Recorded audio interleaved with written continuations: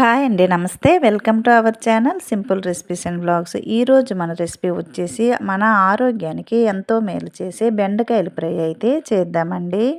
ఎప్పుడు ఒకేలా కాకుండా బెండకాయలు మరింత టేస్టీగా మరింత హెల్దీ కోసం పెసరపప్పు క్యారెట్ వేసి అయితే చేద్దామండి. ఈ బెండకాయల ఫ్రై అయితే పొడి పొడిలాడుతూ జిగురు లేకుండా ఎలా ప్రిపేర్ చేయాలో చూసేద్దామండి. సో లేట్ చేయకుండా వీడియోలోకి అయితే వెళ్ళిపోదాం. దీనికోసమైతే ముందుగా ఒక బౌల్లో 2 స్పూన్ల వరకు పెసరపప్పును తీసుకోవాలి. ఈ పెసరపప్పును శుభ్రంగా కడిగి దీనిలో నీరు వేసి కొద్దిసేపు నానబెట్టుకోవాలి. ఈ పెసరపప్పు నానేలోన బెండకాయలు క్యారెట్ని అయితే కట్ చేసుకుందామండి. ఇక్కడైతే నేను 250 గ్రాముల వరకు బెండకాయలను తీసుకున్నాను. వీటిని శుభ్రంగా కడిగి ఈ బెండకాయలను నీరేమి లేకుండా మంచి క్లాత్తో తుడుచుకోవాలి. లేదంటే ఇలా స్ట్రైనర్లో వేసి నీరంతా పోయేటట్టు చేసుకోవాలి. తరువాత ఈ బెండకాయలను వీడియోలో చూపించిన విధంగా చిన్న చిన్న పీసెస్లుగా కట్ చేసుకోవాలి. ఇలా బెండకాయలన్నీ కట్ చేసిన తర్వాత దీనిలో వేయటానికి ఒక క్యారెట్ని అయితే తీసుకున్నానండి. 250 గ్రాముల వరకు బెండకాయలను తీసుకున్నాను కదండి. దీనికి సరిపడా ఒక్క క్యారెట్ను తీసుకున్నాను.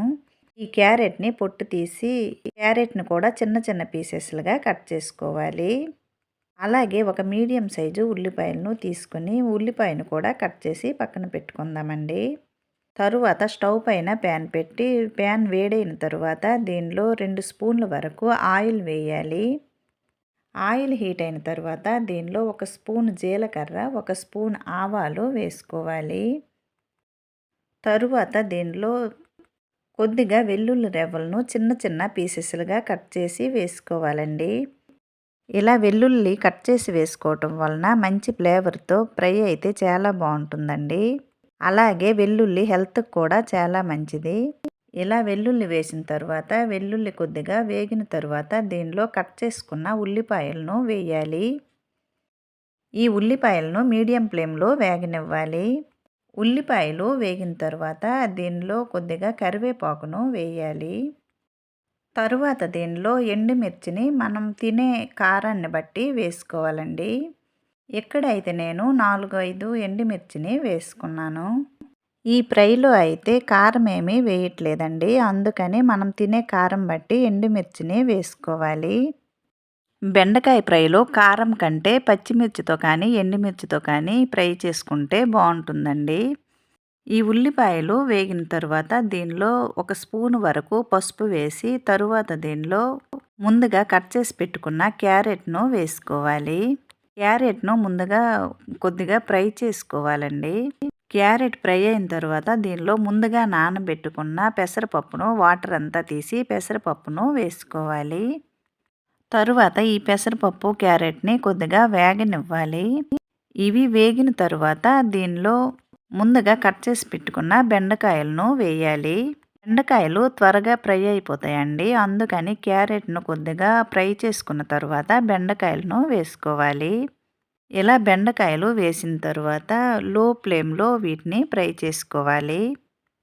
బెండకాయలు వేసిన తర్వాత ఎక్కువ సార్లు కలపకూడదండి.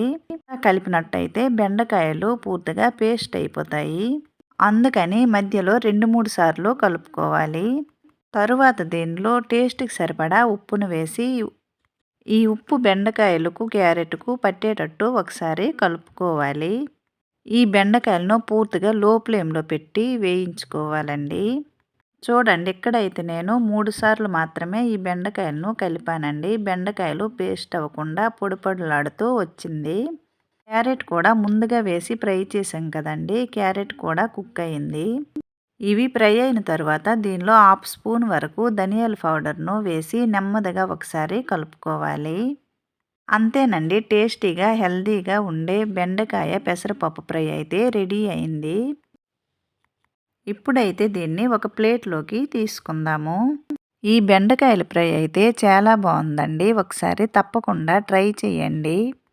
ఈ బెండకాయల ఫ్రై అయితే రోటీతో కూడా బాగుంటుందండి. రైస్లోకి పప్పుచారుతో సైడ్ డిష్గా చాలా బాగుంటుంది. ఒకసారి తప్పకుండా ట్రై చేయండి ఇలా పెసరపప్పుతో.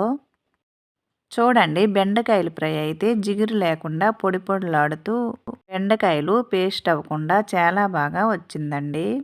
ఇలా ఒకసారి పెసరపప్పు, క్యారెట్ వేసి మీరు కూడా ట్రై చేయండి ఫ్రెండ్స్, చాలా బాగుంటుంది. అలాగే కొత్త వాళ్ళు ఎవరైనా ఈ ఛానల్లోకి వచ్చినట్లయితే ప్లీజ్ సపోర్ట్ చేయండి ఫ్రెండ్స్. అలాగే ఈ రెసిపీ నచ్చినట్లయితే లైక్ చేయండి, షేర్ చేయండి, సబ్స్క్రైబ్ చేయండి. మరో మంచి వీడియోతో మళ్ళీ కలుద్దామండి. Bye friends.